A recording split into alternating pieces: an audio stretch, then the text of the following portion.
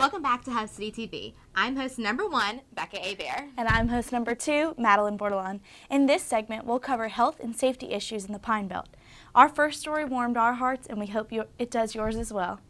Over 600 athletes from around the state gathered in the Pine Belt to compete in this year's Special Olympics. HubCityTV reporter Tyler Angel joined the athletes on the field to get a feel for what it really means to compete to this special group of people. Special Olympics gave a stage or an opportunity to compete, to be included, to get hugs, to be appreciated, to get high fives, to smile. Her first game she showed up to, she saw other athletes. She looked up at my wife and told her, she said, "Look, Mommy, there are other kids just like me." For some, the Special Olympics is a place to volunteer and give back to the community. Come on, Leo. Come on, Elville. Touch the base. Run it up. But for others, such as event coach and parent to a special needs daughter, like Mr. Ricardo, the event means so much more. Unique and heartwarming testimonies fill the parade fields of Camp Shelby as the newly rebooted Olympic Games program, featuring 6 different events for athletes to compete in, takes place after almost a decade of being inactive. Seth is the only special needs, but people call him special needs, but we don't see it. We don't see no special needs. Everybody out here, I don't see no special needs at all. I just see a regular person. With support given from the staff, such as Mr. Dunlap, it's easy to see why events such as this maintain such positive feedback. Director of Public Relations and Communications Representative Jim Bouget says over 600 athletes compete in the Olympic Games from all over the state. It gets to meet different people and introduce myself, and it brings a smile to other people's face. The game hosts hundreds of volunteers, parents, and supporters to cheer on the athletes in a multitude of events. The events include horseshoes, croquet, soccer, flag football, softball, running, and for the first time since the program's creation, a cheerleading competition to reach all interests, making the event a perfect day. With HubCityTV, I'm Tyler Angel. Turning over to educational news, on November 3rd, Mississippians will vote on Initiative 42. The bill has caused controversy across the state. The confusion rests in the definition of the bill and the impact it would have on the funding of Mississippi's education. Being 50th is no longer good enough in education. November 3rd marks the beginning or end for Initiative 42. Teachers, parents, and even USM students are passionate about this topic because they say they want what Mississippi legislation promised. In 1997, the state legislature passed MAEP, which is the adequacy program to fund Mississippi education. And they basically haven't done that, haven't fully funded Mississippi education, but only twice. And that is where Initiative 42 comes into play for Mississippi schools. $1.67 billion has been left out of Mississippi education. Just here in Lamar County, I believe it's $30 million has been left out from fiscal year 2009. In Forest County, $8 million. And that is where Initiative 42 comes into play for Mississippi schools.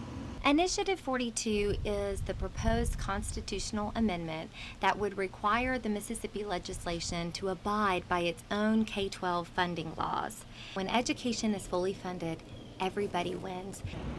This means Mississippi education could be in for big changes if Initiative 42 is passed. Saving lives becomes a competition between Mississippi State, Ole Miss, and USM. Mississippi Blood Services hosts a blood giving drive, where the winner receives a $1,500 scholarship. Another goal of the contest raises awareness to the need to give blood. According to the Red Cross, every 2 seconds, someone in the U.S. needs blood.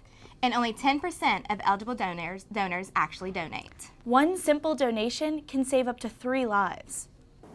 Mississippi Blood Services is hosting a competition this month amongst all 3 universities. The student body that donates the most blood wins a scholarship for one student. Marketing Director Dana Broha believes this competition is a great way to raise awareness of the blood that's The in main need. reason is because we feel like as students, you may become a lifetime donor if you start donating when you're young and you realize how important it is. A lot of people don't donate until they know somebody that needs it, but there's hundreds of people every day that need blood. Somebody needs blood about every 2 seconds. Donating blood can be scary to some students, but donor Joy Netzhammer is happy to have donated. To help a lot of people, and it's good to learn now to give blood because it's not hard at all. The competition moves to Ole Miss next week. I'm Madeline Bordelon reporting for HubCityTV. When your occupation entails encountering unfamiliar places and faces on a daily basis. Okay, Dr. Seuss, knowing self-defense could save your life. We live in a world now where you just cannot, play it safe all the time. Real estate agent Christy Thompson believes all members of the community should be knowledgeable in self-defense, but especially realtors due to the unfamiliar places and strangers they meet on a daily basis. Especially as a woman realtor as well. I mean, obviously men need to protect themselves too, but being a woman, we tend to be a little bit more vulnerable, or at least sought out in more violent crimes. Joseph Green of CQC Self-Defense believes if people educate themselves on self-defense, they can live a safer life, both mentally and physically. Self-defense is extremely important in today's society, in today's violent world we live in, because it gives you a level of security and it gives you a quality of life that you wouldn't be able to have otherwise. As a Hattiesburg police officer, Green is knowledgeable of the violent risks realtors face, but he's also aware of the risks all members of the community face in everyday life. Green began instructing self-defense classes in the early 2000s, and later on, he opened up CQC Self-Defense. He also owns Brothers in Arms Gun Range with his brother, where they give self-defense lessons on how members of the community can protect themselves with a handgun without firing the weapon. Whether you're on an empty lot like this one, or you're at a vacant house, it's always very important to know your surroundings and be aware if an attacker comes up and tries to attack you. Don't go away. Perry Robinson is next With the Hub City Blitz.